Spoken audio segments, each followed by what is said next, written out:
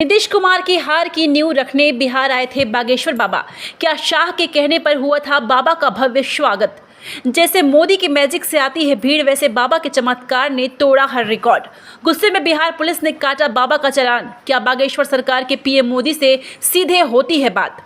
लाखों जिनको भगवान मानते शाह उन्हें बड़ा हथियार मानते। तो क्या बागेश्वर सरकार उस मुकाम पर पहुंच गए हैं जहां से वो बाला साहब ठाकरे की तरह बैच कर सरकार चलाएंगे, या फिर वो सियासत की हवा बदलने का दम रखते हैं?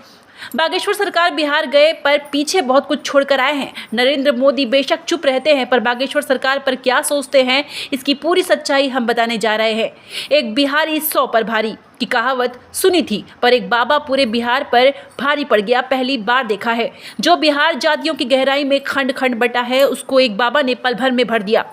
बागेश्वर में एक साथ 10 लाख से ज़्यादा लोग पहुंचे। पुलिस को लाठी तक नहीं उठानी पड़ी। ये भीड़ आप दो जगह ही देख सकते हैं, नरेंद्र मोदी की बड़ी रैली में या फिर बागेश्वर सरकार की कथा में।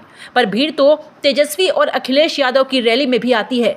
फिर बाबा में ऐसा क्या खास है कि वो बाला साहब ठाकरे की तरह सियासत के सरकार भी बन गए और बीजेपी नेता उनके चरणों में बैठकर अनुसरण में लगे हैं। इसकी शुरुआत होती है दिल्ली के पीएम और गृह मंत्रालय के उस कमरे से जहां अमित बैठते। मोदी योगी वाली बीजेपी की सोच और कथा कहने वाले बाबा की सोच में खास फर्क नहीं है। बीजेपी का एजेंडा सालों से रहा है हिंदू राष्ट्र, सनातन का प्रसार, राष्ट्र का निर्माण और सावरकर की जय जयकार। बागेश्वर सरकार के मन में भी यही सवाल है। यही कारण है कि बीजेपी नेताओं को शाह का आदेश मिल चुका है कि वह बागेश्वर सरकार के कदमों में बैठ जाए।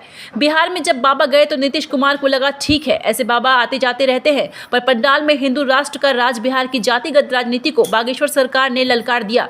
सूत्र यहां तक कहते हैं कि फिलहाल बीजेपी के 2 टॉप नेताओं के बाद बाबा बागेश्वर से सीधी बातें होती है और बाबा हिंदू राष्ट्र के लिए बीजेपी को खुलकर सपोर्ट करने को तैयार भी हैं। इस बात को और पुख्ता करती है मीडिया में खबर है कि बागेश्वर सरकार का प्रवचन उन राज्यों में ज्यादा होता है जहां इस साल के अंत में चुनाव है, या जहां लोकसभा चुनाव में हिंदुत्व के नारे से बीजेपी को फायदा हो सकता है। जैसे बिहार में कथा करने के बाद बाबा ने सियासत का नक्शा बदल डाला है। मध्य प्रदेश, छत्तीसगढ़ और राजस्थान में चुनाव है जहाँ बीजेपी की जीत पक्की नहीं है। ऐसे में क्या बाबा साथ आ गए हैं और बीजेपी की सीट की पर्ची काट दी है? सियासत में बाबाओं का सिक्का भारत में हमेशा चला।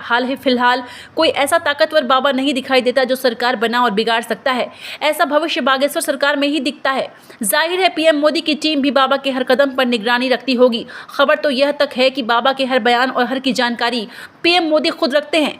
बीजेपी नेता और एमपी के सीएम शिवराज सिंह चौहान कदमों में हैं, क्योंकि चुनाव है तो बाबा से बेशक तेजस्वी यादव मुलाकात करने नहीं गए, पर अंजाम क्या होगा उन्हें पता होगा।